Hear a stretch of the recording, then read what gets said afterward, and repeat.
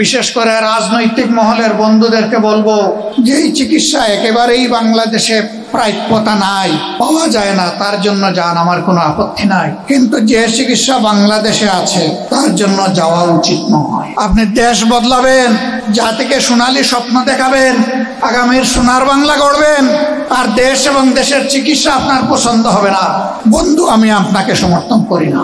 আপনি যেদিন এই দেশের চিকিৎসা নেবেন, জটিল এবং কঠিন রোগে আক্রান্ত হয়ে, সেদিন আপনি উপলব্ধি করবেন আমাদের চিকিৎসায় কোথায় কোথায় ফাঁক ফোকর এবং ঘাটতি রয়েছে। তখনই কেবল আপনার পক্ষে এই চিকিৎসা ব্যবস্থার প্যাটার্ন চেঞ্জ করা সম্ভব। আমার বাংলাদেশে চিকিৎসা নেওয়াটা ছিল যারা অল্প কিছু হলেই, হাঁচি কাশি হলেই বিদেশে দৌড় দেন, তাদের সেই উদ্যোগের প্রতিবাদ। দর্শক, গণ অধিকার পরিষদের সভাপতি নুরুল হক নূরকে নিয়ে আলোচনা থামছেই না।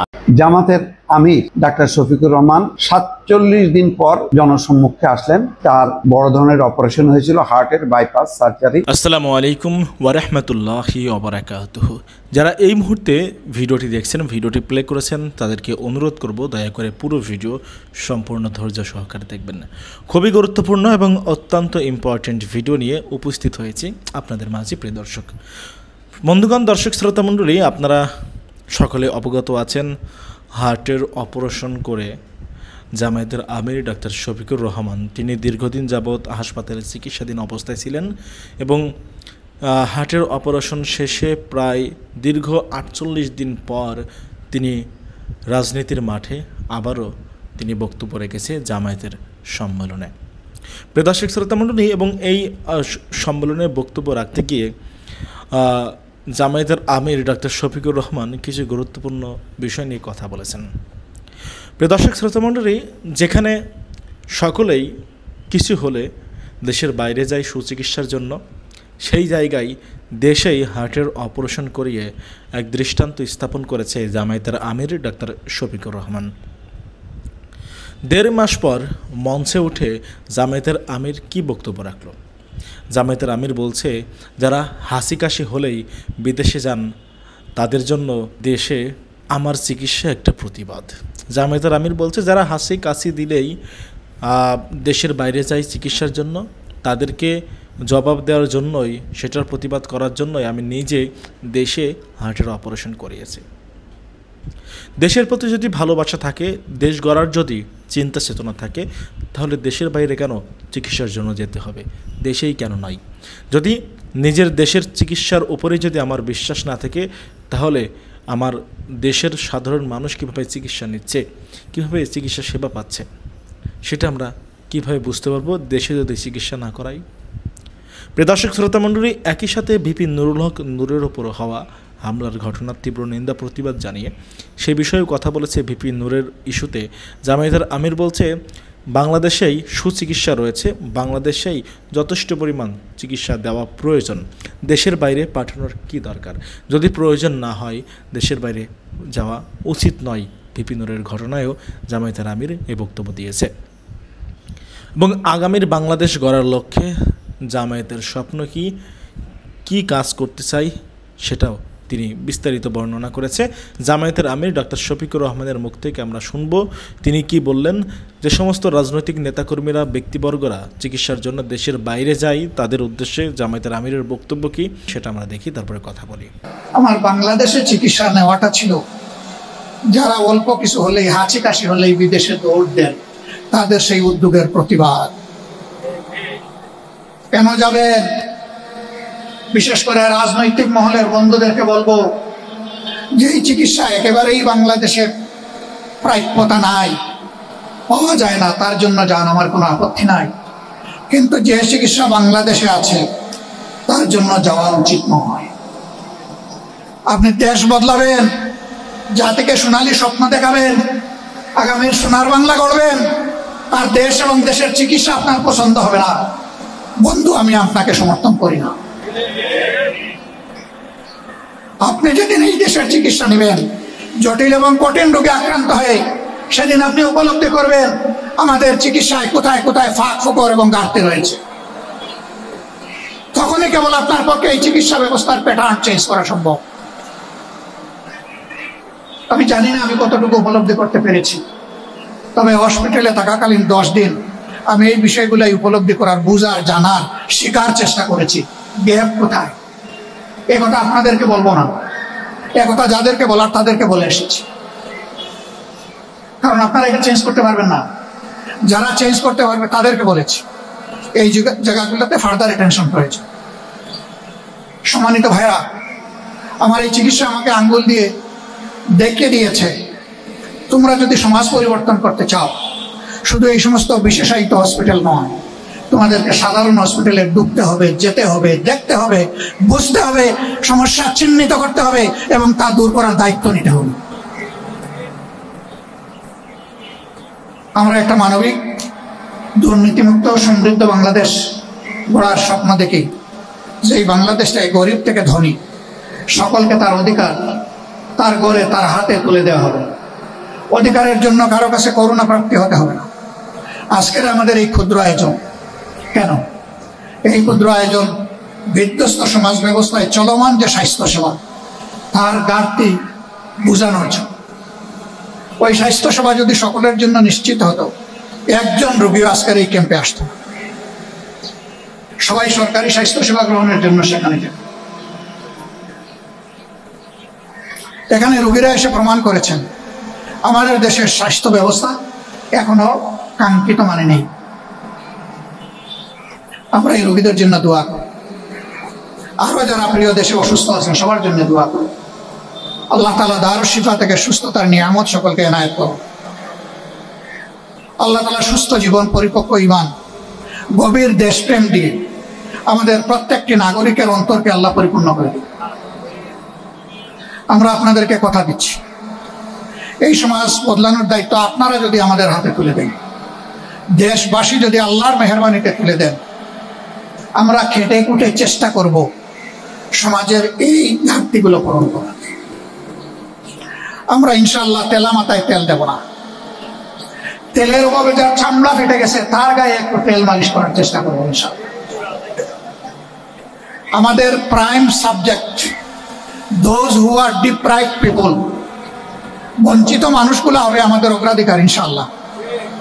শুধু স্বাস্থ্যের ক্ষেত্রে নয়, শিক্ষা, স্বাস্থ্য থেকে শুরু করে যতগুলা নাগরিক পরিষেবা আছে, সকল পরিষেবায় বঞ্চিতরা অগ্রাধিকার পাবে ইনশাআল্লাহ। বঞ্চিতদের অধিকার তাদের হাতে তুলে না দেওয়া পর্যন্ত ওই সেবা আমরা গ্রহণ করব না। আমার 7 মিনিটের বক্তব্যে বলেছিলাম দুর্নীতিমুক্ত বাংলাদেশ গড়তে চাই। এর ছোট্ট নমুনা হিসাবে আজকে লাখো জনতা এবং কোটি মানুষের সামনে এই ঘোষণা দিচ্ছি, আগামীতে বাংলাদেশ জামাত ইসলামী থেকে যারা নির্বাচিত হবেন তারা সরকারের কোন প্লট অল্প মূল্যে গ্রহণ করবেন না ইনশাআল্লাহ। বিনা ট্যাক্সের গাড়ি চড়বেন না ইনশাআল্লাহ। এও বলেছি সরকারের দেওয়া ন্যায্য যে সমস্ত সুযোগ সুবিধা আছে তার কতটুকু না নিয়ে পারা যায় তাও আমরা বিবেচনায় নেব। একদিকে আমরা বলবো জনসভাকে ইবাদত মনে করি, আরেকদিকে জনসভাকে খেত মারার হাতিয়ারে পরিণত করব। জামাত ইসলাম এটা করবেন ইনশাআল্লাহ। বলবেন তার কি কোনো প্রমাণ আপনারা রাখতে পেরেছেন? একটু ভাই চেষ্টা করেছি। আল্লাহর 2 বান্দা 4 দলীয় সরকারে 2001 থেকে 6 মন্ত্রী ছিলেন ভাই। বাংলাদেশের সবাই সাক্ষ্য দেয় তারা শতভাগ সৎ ছিলেন, স্মার্ট ছিলেন, দক্ষ ছিলেন। 10টা মিনিস্ট্রি যদি সেই সময় আমাদের হাতে আসতো, 10টার অবস্থা একই হতো। কেন? একটাই কারণ, তারা আল্লাহকে ভয় করতে। মানুষ বুঝবে না, দেখবে না মানুষের কোন অধিকার হরণ হচ্ছে, কিন্তু মহান আল্লাহ সামিউন বাসির, তিনি সব শুনেন এবং সব দেখেন। তাকে ফাঁকি দেওয়ার শক্তি কারণে এ বিশ্বাস যাদের থাকে, জনগণের সম্পদে, ইজ্জতে এবং জনগণের জীবনের উপর তাদের হাত, কালো হাত কখনো পড়তে পারে না, পড়বে না ইনশাআল্লাহ। জুলাই মাসের 19 তারিখ সরওয়ার্দী উদ্যানে আমাদের জাতীয় সমাবেশ ছিল। সেই সমাবেশে সভাপতিত্ব করার দায়িত্ব আমার উপর ছিল। আমি যখন বক্তব্যের জন্য উঠে দাঁড়ালাম তখন নিজেকে আর সামলাতে পারলাম না, আমি সংজ্ঞাহীন হয়ে পড়ে গেলাম। এরপরে আমাকে বসানো হলো। আমার সহকর্মীবৃন্দ এবং চিকিৎসকবৃন্দ এসে বললেন, আপনি আর কথা বলার চেষ্টা না করাই উত্তম, আমরা আপনাকে কথা বলতে দেব না, আপনি কথা বলবেন না। এর মধ্যে যারা তরুণ, বিশেষ করে চিকিৎসকরা বলছিল, চাচা হয়তোবা প্রবলেমটা ব্রেন কিংবা হার্টে, এই দুইটা জিনিসই ঝুঁকিপূর্ণ, কাজেই কথা বলা ঠিক হবে না। হৃদরোগ বিশেষজ্ঞ যারা এবং স্নায়ু বিশেষজ্ঞ যারা, তাদের একটা বোর্ড বসলো এবং সেখানে 22 জন চিকিৎসক ছিল। এর আগে যে পরীক্ষা নিরীক্ষা হয়েছে এর ভিত্তিতে তারা নিশ্চিত হয়েছেন আমার হার্টে ব্লক আছে। তারা তখন বললেন, ব্লকের যে নেচার প্রাইমারিলি আমরা ধরতে পেরেছি, তাতে এটা একটু জটিল মনে হচ্ছে, হয়তো বা বাইপাস সার্জারির দিকে যেতে হবে। যেহেতু অবস্থাটা একটু ঝুঁকিপূর্ণ, আমাদের অনুরোধ হবে যে এই চিকিৎসাটা আপনি দেশের বাইরে নেবেন, সিঙ্গাপুর, মাউন্ট এলিজাবেথ হসপিটাল। এরপরে আমি জিজ্ঞেস করলাম আর কোনটা হতে পারে, বললেন ব্যাংককের বামরুনগ্রাদ। এরপরে জিজ্ঞেস করলাম আর কোনটা হতে পারে, বললেন সুযোগ হলে আমেরিকায় হতে। আমি শ্রদ্ধার সাথে তাদের সকলের পরামর্শ শুনলাম, ভালোবাসা দিয়ে বললাম, আপনাদের আন্তরিক এই পরামর্শের জন্য আমি আন্তরিকভাবে কৃতজ্ঞ। আচ্ছা আপনারা বলুন তো, যে দেশগুলোর নাম বললেন সেই দেশে আল্লাহ আছেন কিনা? বলেন হ্যাঁ আল্লাহ তো আছে। যে বাংলাদেশে কয় না, এখানেও আছে। আলহামদুলিল্লাহ। সুস্থতা অসুস্থতা কার হাতে? এক বাক্যে সবাই বললেন আল্লাহ তাআলার হাতে। তাই বললাম যে আল্লাহ আমাকে ওই দেশগুলাতে নিয়ে সুস্থতা দিতে পারেন, আমি বিশ্বাস করি আমার সেই আল্লাহ আমার জন্মস্থান বাংলাদেশে আমাকে সুস্থতা দেন। আমি বেদনার সাথে লক্ষ্য করছি আমাদের দেশের চিকিৎসক সমাজের উপর সকলে আস্থা রাখেন না। এই জন্য একটু সামর্থ্য যাদের আছে তারা হুড়মুড় করে বিদেশের দিকে দৌড়ান। তাদের এই দৌড় দেওয়ার মাধ্যমে তারা প্রমাণ করেন যে তাদের আস্থা নেই। তারা যদি আমাদের চিকিৎসক সমাজের উপর আস্থা না রাখেন, তাহলে আমাদের সম্মানিত চিকিৎসক বৃন্দ নিজেদের ব্যাপারে আস্থাশীল হবেন কিভাবে? 18 কোটি মানুষের মাঝে ধরে নেই 50 লক্ষ মানুষ হৃদরোগে আক্রান্ত, তাদের সকলের কি ওই সমস্ত দেশে যাওয়ার সামর্থ্য আছে? এমনকি গ্রাম থেকে ঢাকায় আসার সামর্থ্য অনেকের নেই। তারাও তো এই দেশের নাগরিক। আর আমরা কথা বলি নাগরিকদের জন্য, আমরা কাজ করি নাগরিকদের জন্য। সেই নাগরিক সমাজকে বাংলাদেশে ফেলে আল্লাহর কসম আমার পক্ষে বিদেশের মাটিতে চিকিৎসার জন্য যাওয়া সম্ভব নয়। আমার পূর্ণ আস্থা আমার আল্লাহর উপরে আছে, আমার দেশের চিকিৎসক সমাজের উপরে আছে। দর্শক, গণ অধিকার পরিষদের সভাপতি নুরুল হক নূরকে নিয়ে আলোচনা থামছেই না। তার অবস্থার অবনতি হয়েছে এরকম তথ্য গতকালকে আমরা জেনেছি। অবস্থার অবনতি নিয়ে নানা রকমের কথাবার্তা হচ্ছিল। এরই মাঝে গণ অধিকার পরিষদ বিভিন্ন সভা সমাবেশ করছে, কখনো পল্টন ময়দান দখল করে টায়ার জ্বালিয়ে জাতীয় পার্টির নিষেধাজ্ঞা দাবি করছে, 14 দলের নিষেধাজ্ঞা দাবি করছে, জিএম কাদেরের গ্রেপ্তার দাবি করছে, আবার জাতীয় পার্টির অফিসে হামলা করছে, আবার সেটা অস্বীকারও করছে। এরকম নানা কর্মকাণ্ডের মধ্যে গতকালকে গণ অধিকার পরিষদের সাধারণ সম্পাদক রাশেদ খানের একটি মন্তব্য বেশ আলোচনার জন্ম দিয়েছে এবং নানা রকমের ট্রলের জন্মও দিয়েছে। এবং যারা নুরুল হক নূরের পক্ষের মানুষ, তারা এটাকে খুবই আতঙ্কজনক খবর হিসেবে দেখছেন। আবার যারা বিপক্ষের নুরুল হক নূরের সমালোচক যারা, তারা ফেসবুকে এটাকে নিয়ে নানা রকমের ট্রল করছেন। রাশেদ খান মন্তব্য করেছেন যে নুরুল হক নূরের মেমোরি লুজ হয়েছে এবং শর্ট টাইম মেমোরি লুজের কথা তিনি বলেছেন। সেটাকে নিয়ে যেমন আশঙ্কার কথা বিভিন্ন জন আলোচনা করছেন, তেমনি ফেসবুকে ট্রলের ঘটনাও আমরা দেখছি যে সমস্ত মেমোরি চলে গেলেও নুরুল হক নূরকে যারা বিকাশ নূর বলে নানা রকমের সমালোচনা করার চেষ্টা করেন, তারা বলছেন যে বিকাশের পাসওয়ার্ডটা তিনি ভুলে যাননি। এরকম আমরা এমন একটা সমাজে আসলে বাস করছি যখন আমরা একটা মানুষের অসুস্থতাকে নিয়েও ট্রল করি।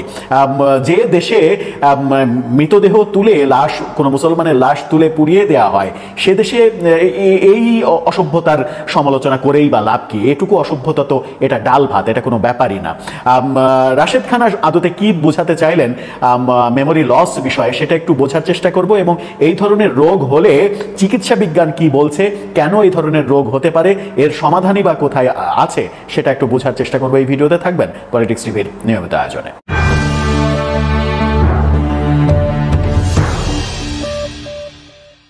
দর্শক, বলছিলাম নুরুল হক নূরের শর্ট টাইম মেমোরি লুজ হয়েছে এমন কথা বলেছেন গতকালকে রাশেদ খান, যেটা নিয়ে প্রচুর আলোচনা হচ্ছে, সমালোচনাও হচ্ছে। গণমাধ্যম যেটা জানিয়েছিল রাশেদ খানকে উদ্ধৃত করে, সেই শিরোনামটা দেখে নিতে পারেন। সেখানে বলা হচ্ছিল যে নূরের শর্ট টাইম মেমোরি লস হচ্ছে, বিদেশে পাঠাতে গড়িমসির অভিযোগ রাশেদ খানের, অর্থাৎ তাকে বিদেশে পাঠানো হচ্ছে না, সেই ব্যাপারে গড়িমসি করা হচ্ছে, এই অভিযোগ করা হয়েছে। এখন শর্ট টাইম মেমোরি লস কেন হলো, তার শর্ট টাইম মেমোরি লস ব্যাপারে চিকিৎসা বিজ্ঞান কি বলে? শর্ট টাইম মেমোরি লস বলতে মূলত চিকিৎসা বিজ্ঞানে যেটা বোঝায় সেটা হচ্ছে যে স্বল্পমেয়াদী স্মৃতিভ্রংশ হওয়ার কারণগুলো হতে পারে মানসিক চাপ, পর্যাপ্ত ঘুম না হওয়া, অ্যালকোহল সেবন অর্থাৎ মদ খাওয়া, মস্তিষ্কে আঘাত, স্ট্রোক, কিছু ওষুধ এবং অন্যান্য স্বাস্থ্যগত সমস্যা যেমন থাইরয়েড বা লিভারের রোগ। অর্থাৎ এই যে কারণগুলোর জন্য শর্ট টাইম মেমোরি লস হতে পারে, তার মধ্যে নুরুল হক নূরের একটা কারণ আমরা জানি, সেটা হচ্ছে যে তিনি ওই দিন যে আইন শৃঙ্খলা রক্ষাকারী বাহিনীর লাঠিপেটার শিকার হয়েছিলেন, ওই দিন তিনি মাথায় আঘাত পেয়েছিলেন এমনটা জানানো হয়েছিল। সুতরাং মাথায় আঘাত পাওয়ার কারণে এটা হতে পারে। এর ফলে যেটা হয় সেটা হচ্ছে সাম্প্রতিক ঘটনা, কথোপকথন বা কাজ ভুলে যাওয়ার ব্যাপার ঘটে, একই প্রশ্ন বারবার করা কিংবা কোনো কিছু মনে রাখতে না পারার মতো লক্ষণ দেখা যেতে পারে। স্মৃতিশক্তি হ্রাসের যে কারণ এবং লক্ষণ চিকিৎসা বিজ্ঞান বলছে, তার মধ্যে স্মৃতিশক্তি হ্রাস বা অ্যামনেসিয়া নামেও এটাকে বলা হয় চিকিৎসা বিজ্ঞানে, এমন একটি অবস্থা যেখানে একজন ব্যক্তির তথ্য, অতীতের ঘটনা বা অভিজ্ঞতা মনে রাখতে অসুবিধা হয়। এই ব্যাপারে আরও বলা হচ্ছে চিকিৎসা বিজ্ঞানে, সেটা হচ্ছে যে ক্রমবর্ধমান স্মৃতিশক্তি হ্রাস হতে পারে একটি ডিমেনশিয়ার লক্ষণ। এটি কেবল স্মৃতির চেয়েও বেশি কিছুকে প্রভাবিত করতে পারে। মানুষ যুক্তি, বিচার, ভাষা ও চিন্তাভাবনা নিয়ে লড়াই করতে পারে। মেজাজের পরিবর্তন ও আচরণের পরিবর্তনও হতে পারে। ডিমনেশিয়া সাধারণত ধীরে ধীরে শুরু হয়, সময়ের সাথে সাথে লক্ষণগুলো আরও খারাপ হতে থাকে। ডিমনেশিয়ার সবচেয়ে সাধারণ কারণ হলো আলঝাইমার রোগ। ব্যায়াম আপনার মস্তিষ্কে রক্ত সঞ্চালন বৃদ্ধি করতে পারে, অর্থাৎ এই ক্ষেত্রে ব্যায়াম একটা বড় চিকিৎসা বলে বলছে চিকিৎসা বিজ্ঞান। সপ্তাহে 150 মিনিট মাঝারি ধরনের ব্যায়াম যেমন হাঁটা অথবা 75 মিনিট তীব্র ব্যায়াম যেমন জগিং করার জন্য মানে প্রস্তুতি রাখা উচিত, এবং এই ব্যায়ামের মাধ্যমে স্মৃতিশক্তি হারিয়ে যাওয়ার যে ব্যাপারটা সেটা আস্তে আস্তে ফিরে আসার লক্ষণ দেখা যায়। সপ্তাহ জুড়ে ওয়ার্কআউট ছড়িয়ে দেয়া, সারাদিনে 10 মিনিটের ছোট হাঁটা হলেও সেটা কিন্তু দারুণভাবে সহযোগিতা করে। মস্তিষ্ককে ব্যস্ত রাখা, মানসিক কার্যকলাপ মানে প্রতিনিয়ত মানসিক কার্যকলাপ করা, মস্তিষ্ককে অল টাইম ব্যস্ত রাখা, এটাও এই লক্ষণ থেকে বেরিয়ে আসার একটা ওয়ে। সেই ক্ষেত্রে চিকিৎসা বিজ্ঞান পরামর্শ দেয় যেটা, সেটা হচ্ছে যে ধাঁধা, কার্ড গেম চেষ্টা করা অথবা নতুন কিছু শেখা, যেমন বাদ্যযন্ত্র হতে পারে। গাড়ি চালানোর সময় বিভিন্ন রুট নেয়া, বিভিন্ন নতুন নতুন রুট নেয়া, যেন পুরনো স্মৃতি ফিরে আসতে সেই সময় সহযোগিতা করে। তার মানে হচ্ছে যে চিকিৎসা বিজ্ঞান যেটা বলছে সেটা হচ্ছে যে কারণে হতে পারে সেটা হচ্ছে যে কারণগুলো রয়েছে চিকিৎসা বিজ্ঞানে, অ্যালকোহল সেবনও কারণ রয়েছে, কিন্তু নুরুল হক নূরের ক্ষেত্রে মাথায় আঘাত পাওয়ার ঘটনা যেহেতু রয়েছে সেহেতু এই ঘটনা সত্য হতে পারে, শর্ট টার্ম মেমোরি লস হতে পারে। এবং এটার একটা ব্যাপার হচ্ছে যে অল টাইম মস্তিষ্ককে বিজি রাখতে হবে এবং তাকে সবাই মিলে হেল্প করতে হবে, এবং তার নিজেরও ব্যায়াম ব্যাপারে মানে ওষুধ খাওয়ার বাইরে এই ব্যাপারগুলো সহযোগিতা করতে পারে, এরকম চিকিৎসা বিজ্ঞান বলছে। আমি যেহেতু ডাক্তার নই, ডাক্তাররা আরও ভালো বলতে পারবেন। মোটামুটি চিকিৎসা বিজ্ঞান একটু ঘাটাঘাটি করে যেগুলো তথ্য পাওয়া গেছে সেগুলো নিয়ে আলোচনা করলাম। এখন যারা ট্রল করছেন নুরুল হক নূরকে নিয়ে, যারা ট্রল করছেন, যারা ট্রল করেন যে তার মেমোরি লস হয়ে যাওয়ার ফলে, রাশেদ খানের এই মন্তব্যের পরে যারা ট্রল করছেন যে মেমোরি লস হয়েছে ঠিকই, সব মেমোরি চলে গেছে কিন্তু বিকাশের পাসওয়ার্ডটা তিনি ভুলে যাননি, বিকাশের পাসওয়ার্ডটা মনে আছে।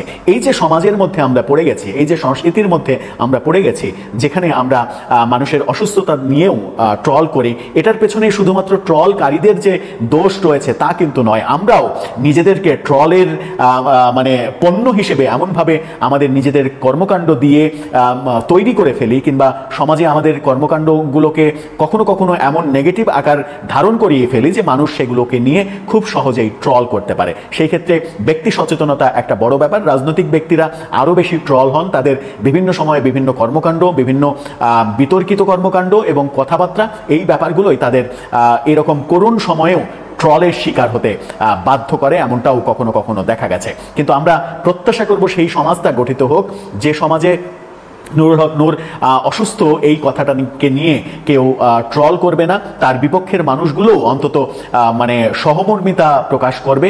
সেই সহনশীল সমাজ আমাদের আদৌ হবে কিনা। আবার রাশেদ খান যে অভিযোগটা করছেন সেটা নিয়েও ট্রল হচ্ছে যে এই অভিযোগটা এক ধরনের রাজনীতি কিনা, তাকে অনেক বেশি সময় ধরে অসুস্থ দেখিয়ে এক ধরনের রাজনৈতিক ফায়দা, যেমন তাদের যে চাওয়াগুলো জাতীয় পার্টি নিষিদ্ধ করতে হবে, 14 দল নিষিদ্ধ করতে হবে, জিএম কাদেরকে গ্রেপ্তার করতে হবে, এটা করতে হবে ওটা করতে হবে, যে দাবিগুলো সেই দাবিগুলো বাস্তবায়ন যেন সহজ হয়, এই কারণে এটা একটা রাজনৈতিক গেম কিংবা রাজনৈতিক কৌশল হতে পারে, সেটাও অনেকে বলছেন। আবার সেটাকে উড়িয়ে দেওয়ারও কোনো কারণ নেই, কারণ বাংলাদেশের রাজনীতি এতটাই নষ্ট পথে চলে গেছে যে রাজনৈতিক ফায়দা উসুল করার জন্য আমরা জীবন নিয়ে খেলতেও খুব একটা কার্পণ্য বোধ বোধহয় করি না, কিংবা করার সংস্কৃতির মধ্যে আমরা এখন নেই। দর্শক, সব মিলিয়ে আপনার কি মনে হয়, নুরুল হক নূর কি সত্যি মানে মেমোরি লস করে ফেলেছেন, শর্ট টাইম মেমোরি লস করে ফেলেছেন? করলে কেন ট্রল হচ্ছে, কেন তাকে নিয়ে সহমর্মিতা সহানুভূতি কেন জানাচ্ছে না মানুষ? সব মানুষের কথা বলছি না, কিছু মানুষ, এবং এই কিছু মানুষ স্পেসিফিকলি অবশ্যই তারা আওয়ামী ভাবাপন্ন কিংবা জাতীয় পার্টি ভাবাপন্ন, যাদেরকে নুরুল হক নূরের দল শত্রু হিসেবে মানে পরিগণিত করে, তারাই বেশিরভাগ করে। কিন্তু সেটা করা উচিত কিনা, করাটা কতটা মানবিক, আপনার দৃষ্টিভঙ্গি থেকে সেটা বিচার করে জানিয়ে লিখতে পারেন আমাদের। আমার এই ভিডিওটিতে অনেকে হয়তো আজকে আমাকে জামাতের সাথে আবার জামাতের অনুসারী বানিয়ে দিতে পারেন, কিন্তু জামাতের অনেক কিছুতে আমার নিজেরও আস্থা নাই, আবার অনেক কিছুতে আস্থা আছে। যেমন ধরেন, গতকালকে জামাতের আমির তিনি যেই ঘোষণা দিয়েছেন, এই কথা আমার পুঙ্খানুপুঙ্খ বিশ্বাস হয় যে ঠিকই জামাত যদি ক্ষমতায় যায় এই কাজটা জামাত করবে। অন্তত ওনার এই ঘোষণার পরে বাংলাদেশের বাকি যে রাজনৈতিক দলগুলো আছে এই মুহূর্তে, বিশেষ করে বিএনপি, তাদের জন্য তো একটা হিউজ চ্যালেঞ্জিং ইস্যু এখানে তৈরি হচ্ছে। আমরা যাদেরকে জনগণের প্রতিনিধি বলি, এমপি সাহেবরা, তারা যখন ক্ষমতায় যায় রাষ্ট্রের যত ধরনের সুযোগ সুবিধা আছে ভোগ করা, সাধারণ জনগণের ভোটে যারা কি বলা হয়েছে এমপি হয়, তারা কি সাধারণ জনগণের মতো সুযোগ সুবিধা ভোগ করে? জীবনেও না। তারা যে গাড়িগুলো ব্যবহার করে, এগুলো ধরেন কোটি কোটি টাকার গাড়ি, কিন্তু বিনা শুল্কে তারা এই গাড়িগুলো ক্রয় করার সুযোগ পায়। আবার ধরেন নানান ধরনের সুযোগ সুবিধা যেগুলো রাষ্ট্র তাদেরকে দেয়, পুরাটাই কিন্তু ভোগ করে। যাই হোক, এখন জামাতের যিনি আমির আছেন ডাক্তার শফিকুর রহমান, দীর্ঘদিন অসুস্থ ছিলেন। তো অসুস্থতা প্রায় 1.5 মাস পরে তিনি আবার গতকালকে আলোচনায় আসছেন একটা বক্তব্য দিয়ে। বক্তব্যের খুবই সারমর্ম, আমি যদি ওনার চ্যালেঞ্জিং ইস্যুটা নেই, যেটা অন্যান্য দলকে চ্যালেঞ্জ ছুড়ে দেওয়া হয়েছে, এরকম বক্তব্য যদি বিএনপি দেয়, রাতারাতি বিএনপির ভোট বাইরে যাবে। এই বক্তব্য যেই দিবে তার ভোটই বাড়বে। তবে ভবিষ্যতে কতটুকু পালন করবে এটা একটু সন্দিহান, কারণ আমরা আমাদের জুলাই আগস্টের যে নেতাদের দেখি, আজকে যারা এনসিপির বা আরো বিভিন্ন জায়গায় আছেন, সরকারে আছেন, প্রত্যেকে, আওয়ামী লীগের একজন মন্ত্রী ওবায়দুল কাদের যা যা সুযোগ সুবিধা নিছে, নাহিদরা, তারপরে হচ্ছে আসিফরা, মাহফুজরা, সব নিচ্ছে, এক ইঞ্চিও কম নাই। যাই হোক, তবে জামাতের আমির বলছেন ক্ষমতায় গেলে জামাতের কোন সংসদ সদস্য সরকারি প্লট নেবেন না। এটা হিউজ একটা কঠিন কথা, কিন্তু বুঝছেন যে যদি জামাত ক্ষমতায় যায় তাহলে আমাদের এমপিদের জন্য যে সরকারি প্লটগুলো বরাদ্দ থাকে এইটা জামাত দিবেন। শুধু এখানেই শেষ না, কর ছাড়া গাড়ি ব্যবহার করবেন না। আমার এই অংশটা আরো ভালো লাগছে। যেমন ধরেন এই যে প্রাড়ুর মতন দামি দামি গাড়ি, এইগুলা যারা চড়েন বা আরো উচ্চ রেঞ্জের যে গাড়িগুলো চড়েন আমাদের এমপিরা, মন্ত্রীরা, তারা কিন্তু এটা বিনা শুল্কে এই গাড়িগুলা মানে ক্রয় করার এবং কি চড়ার সুযোগ পায়, ট্যাক্স দিতে হয় না। কিন্তু জামাতের আমির বলছেন যে কর ছাড়া তারা গাড়িও ব্যবহার করবেন না। আমার এই কথাটা টোটালি বিশ্বাস হয়েছে। এটার একটু ব্যাকগ্রাউন্ড আছে। অতীতে যখন জামাত বিএনপির সাথে ক্ষমতায় গিয়েছিল, তো জামাতের যে 2 একজন এমপি মন্ত্রী ছিল তাদের বিরুদ্ধে আসলে দুর্নীতির ওই বিষয়টা সামনে আসে নাই। আবার ধরেন জামাতের নেতৃত্বের মধ্যে একটা জিনিস আছে, কি বলা হয় যে জামাতের নেতৃত্বে যাইতে হলে নেতার কাছের লোক হইলে কিন্তু এখানে এক্সট্রা কোনো সুবিধা হয় না, যেমনটা আমাদের অন্যান্য দলে হয়। তবে 2 একটা জায়গায় ভক্তির জায়গা থেকে হয়, যেমন মাওলানা দেলোয়ার হোসেন সাইদি সাহেবের ছেলে মাসুদ সাইদি, তিনি সাইদি সাহেবের জনপ্রিয়তার একটা অ্যাডভান্টেজ পাচ্ছেন। আবার ধরেন গোলাম আজম সাহেবের ছেলে, তারাও কিছুটা ওই যে বাপের নামের ইয়া পাচ্ছেন। কিন্তু দলীয় কমিটিতে, পদ পদবিতে অথবা র্যাঙ্কগুলো যখন তৈরি করা হয়, সেখানে জামাতের একজন কর্মীকে প্রত্যেকটা ধাপে ধাপে পার হয়েই কিন্তু এই জায়গাতে আসতে হয়। যার কারণে পরিবার ভিত্তিক যে একটা দল স্ট্যান্ড করে, লাইক আওয়ামী লীগ অথবা বিএনপি, জামাতের মধ্যে এটা নাই। জাতীয় পার্টি তো আছে পরিবার ভিত্তিক, এনসিপি তো আছে কোনটা কোরাম ভিত্তিক। এরাই ধরেন এনসিপি, এরাই জাতীয় নাগরিক পার্টি, এরাই সমন্বয়ক, আবার এরাই ওই যে আরেকটা কি নাগরিক শক্তি হয়েছিল, আবার এরাই বাকসাস। এরকম কিন্তু আমরা দেখি যে হাতে গোনা 5-10 জন মানুষ একটা কোরাম টিমের মধ্যে কাজ করে। বাট জামাতের মধ্যে এই জায়গাটা ব্যতিক্রম আছে। এখন কেমন হবে যে আমাদের প্রত্যেকটা দলের রাজনৈতিক নেতারা যদি নির্বাচনী ইশতেহারে ঘোষণা দেন যে হ্যাঁ ভাই, জনগণের ভোটে আমরা কি বলা হয় যে ধরেন এমপি হয়েছি, মন্ত্রী হয়েছি, সো আমরা এক্সট্রা অ্যাডভান্টেজ গুলো নিব না। এরপরে জামাতের আমিরের আরেকটা জিনিস ভালো লাগছে, দেখেন যে ওনার চিকিৎসা যেটা উনি চাইলে পৃথিবীর যে কোনো দেশে নিতে পারতো, কিন্তু বাংলাদেশের বাইরে যায় নাই কেন? তিনি বলছেন বাংলাদেশের চিকিৎসার প্রতি তার আস্থা আছে। কিন্তু আমরা অন্যান্য দলের বেলায় দেখি, জামাতের অন্যান্য নেতাদের খবর আমি জানি না, বাট তিনার খবরটা যখন সামনে আসছে যে সামান্য চোখ দেখাবেন, নাক দেখাবেন, মানে ফিজিক্যাল যে চেক আপ আছে, রুটিন ওয়ার্ক, এটার জন্য ভাই সিঙ্গাপুর, তারপর থাইল্যান্ড, মালয়েশিয়া, আরো বিভিন্ন দেশে কিন্তু আমাদের রাজনীতিবিদরা যায়। আর এজ এ রেজাল্ট এই দেশের মানে স্বাস্থ্য যে সেক্টরটা আছে এটা গোয়া মারা খাইছে। তো সেইখানে জামাত আমিরের এই স্ট্যান্ডটাও আমার ভালো লাগছে, যে দেশের এমপি মন্ত্রীরা বাংলাদেশে চিকিৎসা করবে, যত জটিল রোগায়তের পরিবারও, তাইলে আমাদের স্বাস্থ্য সেক্টরটা ভালো হবে। আমার মনে হয় এটা বাকি দলদের জন্য একটা চ্যালেঞ্জ ছুড়ে দেওয়া হয়েছে। ইভেন এই বক্তব্য বাংলাদেশের 18-20 কোটি যাই হোক, প্রত্যেকটা মানুষ পছন্দ করছে যে হ্যাঁ, আমার দলের নেতারা যদি এরকম কথা বলার মতো হইতো, আমার নেতা যদি এরকম সাধারণ চিন্তা করতো, এটা মানুষ পছন্দ করে। জামাতের আমির ডাক্তার শফিকুর রহমান 47 দিন পর জনসম্মুখে আসলেন। তার বড় ধরনের অপারেশন হয়েছিল, হার্টের বাইপাস সার্জারি। তারপর তিনি বাসায় ছিলেন, কিন্তু এর মধ্যে রাজনৈতিক তৎপরতা বন্ধ ছিল না। পাকিস্তানের পররাষ্ট্রমন্ত্রী ইসাক ডার গেছেন, ইউই রাষ্ট্রদূত গেছেন, অনেকেই তার সঙ্গে দেখা করেছেন। এবং তিনি যে একেবারে তার এই অসুস্থতা, শরীর খারাপ, এটার জন্য কমপ্লিট রেস্টে থাকবেন তেমন যে না, সেটা তো তিনি প্রমাণ করেছেন। তিনি জনসভায় বক্তৃতা দিয়ে পড়ে গেছেন, তারপরেও সেই বসে বসেই তিনি কিন্তু বক্তৃতা শেষ করেছেন। পরে ধরা পড়লো যে সে আসলে গুরুতর অসুস্থ, এবং তার চিকিৎসার জন্য খুবই গুরুত্বপূর্ণ ছিল, যেটা নজিরবিহীন ছিল, সেটা এইসব পরিস্থিতিতে এয়ার অ্যাম্বুলেন্সে সবাই সিঙ্গাপুর, ব্যাংকক চলে যান, কিন্তু তিনি কিন্তু যাননি। তাকে ডাক্তাররা পরামর্শ দিয়েছিল যাওয়ার জন্য, কিন্তু তিনি বলেছেন যে না, তিনি দেশি করবেন। এবং তিনি বলেছেন, তিনি নিজেই জানাচ্ছেন তার স্বাস্থ্য পরিস্থিতি নিয়ে 22 জন বিশেষজ্ঞ চিকিৎসকের সমন্বয়ে একটি মেডিকেল বোর্ড গঠন করা হয়েছিল। তারা হৃদযন্ত্রে ব্লক শনাক্ত করেন এবং ঝুঁকির বিবেচনায় তাকে দেশের বাইরে চিকিৎসা নেওয়ার পরামর্শ দেন। তিনি বলছেন যে চিকিৎসকরা সিঙ্গাপুর, ব্যাংকক কিংবা আমেরিকার মতো দেশের নাম বলেছিলেন। আমি তাদের আন্তরিক পরামর্শের জন্য কৃতজ্ঞ। তবে আমি জিজ্ঞাসা করলাম, আল্লাহ কি কেবল সেই দেশগুলোতেই আছে? চিকিৎসকরা বললেন, আল্লাহ সর্বত্র আছেন। তখন আমি বললাম, আল্লাহ যদি সেখানে সুস্থ করতে পারেন, তাহলে তিনি চাইলে আমার জন্মভূমি বাংলাদেশেও আমার সুস্থ করতে পারেন। তিনি দৃঢ়কণ্ঠে বলেন যে সুস্থতা অসুস্থতা কার হাতে? এক বাক্যে সবাই স্বীকার করেছেন, আল্লাহর হাতে। তাই আমি বিশ্বাস করি আল্লাহই আমাকে আবার জনসম্মুখে দাঁড়ানোর শক্তি দিয়েছেন। আল্লাহ তৌফিক না দিলে আমি আজ এখানে এসে কথা বলতে পারতাম না। তিনি একটা অনুষ্ঠানে, ঢাকায় একটা অনুষ্ঠানে তিনি এই তার অভিজ্ঞতাটা বর্ণনা করছেন। এবং এর আগে গত 19 জুলাই রাজধানীতে দলের মহাসমাবেশে বক্তৃতা দিতে যে তিনি পড়ে যান, সেই দৃশ্যটা এখনো সবার নিশ্চয়ই মনে আছে। সবাই ধরাধরি করে তাকে দাঁড় করান, আবার তিনি পড়ে যান। পড়ে যেও তিনি মাইক ছাড়েননি, তিনি পুরো বক্তব্য শেষ করেছেন। এবং সেখানে কিন্তু একটা গুরুত্বপূর্ণ ঘোষণা করেছিলেন যে জামাতের এমপিরা নির্বাচিত হলে তারা সরকারি কোনো সুযোগ সুবিধা নেবে না, গাড়ি নেবে না, প্লট নেবে না। এবং এই যে বক্তৃতা দেয়া, তার দৃঢ়তা এবং দেশে অবস্থান করার, দেশেই চিকিৎসা নেওয়া, এর ফলে দেশের চিকিৎসা ব্যবস্থার প্রতি মানুষের একটা ভালোবাসা বা বিশ্বাসটা কিন্তু তিনি জন্মালেন, যে না, দেশেও ভালো চিকিৎসা হয়, সঠিক চিকিৎসা হয়। এইটা সাধারণত মানে রাজনীতিকরাই তো দেশপ্রেম তৈরি করে। তো আমাদের দেশে তো বিগত সময় এরকম নজিরটা খুবই কম, যে মানে নেতারা নিজের দেশের চিকিৎসা নিয়েছেন। সাধারণ সর্দি কাশি হইলে তারা বিদেশের চিকিৎসার জন্য দৌড় দেন। সেখানে তার এত বড় একটা অপারেশন, চাইলেই তিনি যাইতে পারতেন। এখন তো এমন না যে সরকার তাকে বাধা দিত। তো এখন এরকম সুসময়েও তিনি কিন্তু গেলেন না, না যে দেশের চিকিৎসা নিয়ে তিনি একটা দৃষ্টান্ত স্থাপন করলেন। সম্মানিত বন্ধুগণ, দর্শক শ্রোতা মণ্ডলী, আপনারা দেখতে পারলেন। ব্যক্তিগত মতামত অবশ্যই কমেন্ট করে লিখে জানিয়ে যাবেন আপনারা কি বলতে চান, আপনারা কি বলবেন, আপনাদের মতামতটা আসলে কী থাকবে।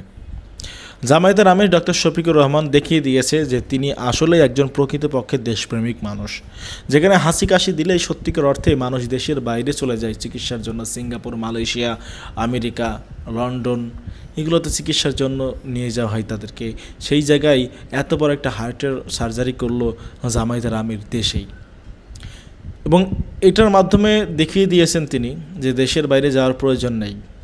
বিশ্বাস এবং ভরসা থাকলে দেশে চিকিৎসা করান। দেশ গড়ার ইচ্ছা থাকলে, দেশের ভালো কিছু করার আশা থাকলে দেশেই থাকতে হবে, দেশের বাইরে নয়। প্রিয় দর্শক শ্রোতা মণ্ডলী, জামায়াতের আমিরের এই বক্তব্য শোনার পরে আপনাদের মূল্যবান ওপিনিয়ন, মতামতটা অবশ্যই জানাবেন। আপনাদের প্রতিক্রিয়াটা কি? আমাদের চ্যানেলে নতুন হলে অবশ্যই আপনাদেরকে অনুরোধ করব এবং রিকোয়েস্ট করব আপনারা আমাদের চ্যানেলটি সাবস্ক্রাইব করে পাশে থাকা বেল বাটনটি ক্লিক করে রাখবেন পরবর্তী আপডেট সকলের আগে সবার আগে পাওয়ার জন্য। আজকের মতো বিদায় নিতে হচ্ছে আপনাদের কাছ থেকে, এখানে এই পর্যন্তই। দেখা হবে হয়তো আরও অন্য কোনো একটা ভিডিওতে। সে পর্যন্ত ভালো থাকবেন এবং সুস্থ থাকবেন। আল্লাহ হাফেজ। আসসালামু আলাইকুম ওয়া রাহমাতুল্লাহি ওয়া বারাকাতুহু।